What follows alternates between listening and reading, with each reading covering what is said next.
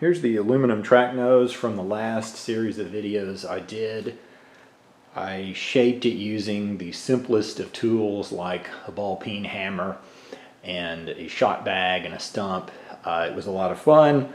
The surface looks like a polished orange, and I thought it might be fun to wheel it and clean that up some and then fuse weld it together with a torch, because that's how they often did it back in the day. I've removed all the rivets that held the panels together, and I'm going to wheel the panels one at a time and clean them up a little bit. Here's the wheeling machine I'll be using to clean up these panels on the track nose. I built it myself to use in the garage in a small space. You can wheel a panel that's about 29 inches across. It's made of 1/4 inch wall square tubing. Pardon my four-legged assistant there. She doesn't have any appreciation for this kind of work. It's rugged. If you have an interest in building one like it, just check out the description. It's very functional. It was inexpensive to make, other than the anvil wheels, but that is money well spent. And I'll show you how to go about it. The wheeling machine, or English wheel, is kind of like a rolling pin, and the way that I'm going to use it, because this panel was already shaped by hand, I'll be using it to try to smooth out the unevenness in the panel and to clean up the surface. I could have done a lot more shaping on the wheel to begin with, but I was trying to do it with the least amount of tools possible, because not everyone has a wheeling machine, and so I won't be doing much shaping on this since the shape is already in the panel. I'll just be trying to clean it up. The top wheel is flat. The bottom wheel has a radius. You change the radius out according to what the panel will accommodate. I have an 8.5 inch true or full radius wheel on the bottom. That means the surface is 8.5 inches across if you were to look at it from the end. And I'll be using really light pressure to try to sneak up on a better finish without going too far. I'm just going to pick a spot that will probably show a pretty dramatic change with very little work. I'm tightening up the lower wheel, called the anvil wheel, with a kick wheel down below. As I press on that wheel, it tightens the pressure between these wheels.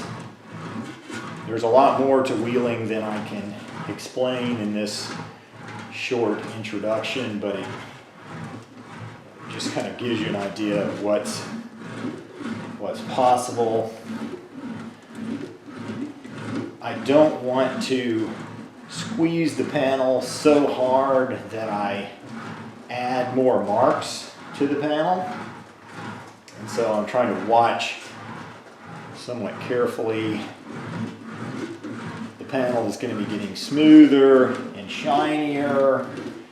The direction that I'm wheeling in doesn't matter for now, as long as I'm not putting any new marks in the panel. And by marks, I mean where the bottom wheel is digging in and creasing the metal. The marks that you put in with the wheeling machine can be very difficult to remove, so I just want to be watchful that I don't do that. Depending on the curvature of the panel, it's often advantageous to use a flatter wheel if it'll fit conveniently in the panel. Like this particular panel has a more curved area at the front where the grill for the track nose is, but then it has a flatter area towards the rear. Therefore, I could use a flatter radius wheel in the back, and the flatter wheel is going to give me a nicer finish, less risk of overdoing it and stretching the panel.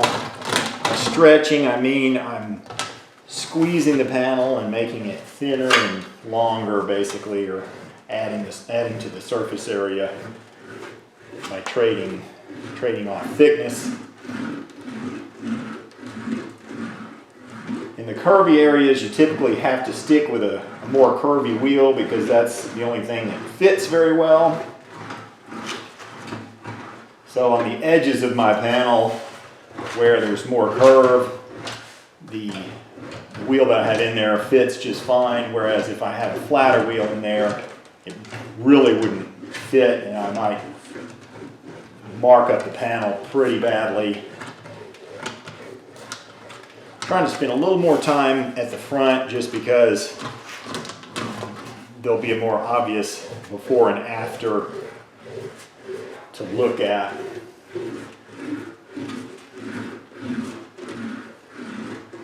Probably not that exciting to watch, so I'll go ahead and take that panel out. It looks a lot smoother with just a little bit of wheeling. It will start to pick up a sheen. If I wheel too much, I will add crown in the panel, so much so that the panel will no longer fit on the buck. That can be remedied, and as you get more experience, you get a lot more comfortable with knowing what you can get away with and then how to fix it in case you make a misstep. But for now, that's enough of an explanation to explain what's happening as I do this process. So I'm going to wheel this some more and let's see what happens. So it's been about 45 minutes wheeling this panel. I used an 8.5 radius over the curved part. I used a 12 radius in the back. I just tried not to create any more marks. There's definitely some evidence of my shrinking where I did those tuck shrinks before. Those put some pretty serious marks in there. If I had to, I could sand that out, but you know, it looks all right. Remember, if it ends up going on a hot rod, hopefully it'll be moving quickly and no one will notice the marks.